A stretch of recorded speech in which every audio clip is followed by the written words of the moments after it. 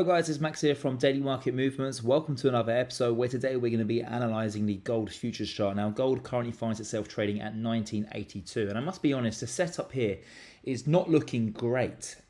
We have a bearish divergence occurring here in the gold charts where we've got the price movement moving towards the upside and we've got of course a bearish movement in the RSI. So this is what you call a bearish divergence and typically it can lead to breakdowns to lower prices. But also as well as that we have this flag pattern, and this is an upward sloping flag and this is typically a very bearish sign. Now one thing that I would say is that it does kind of look like we are trying to form a ABCD movement, and this ABCD movement could potentially take us all the way up to 2000, I think it's 2067, which would make sense because that's where the all-time high previously was, up around 2069. So that could potentially take place here, but I think ultimately we are looking to break down a little bit lower.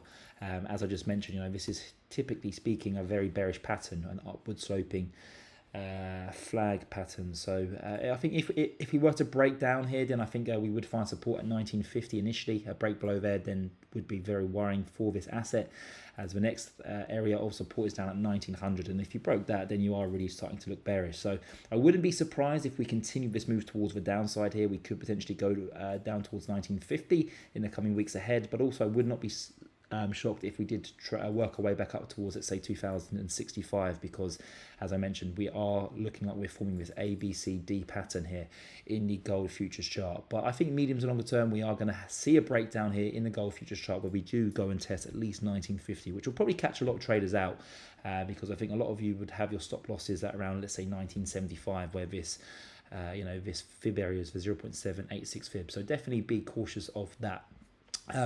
If you'd like to copy my trading signals, then please do not hesitate to scan this QR code on your screen. I charge a very small joining fee of $29.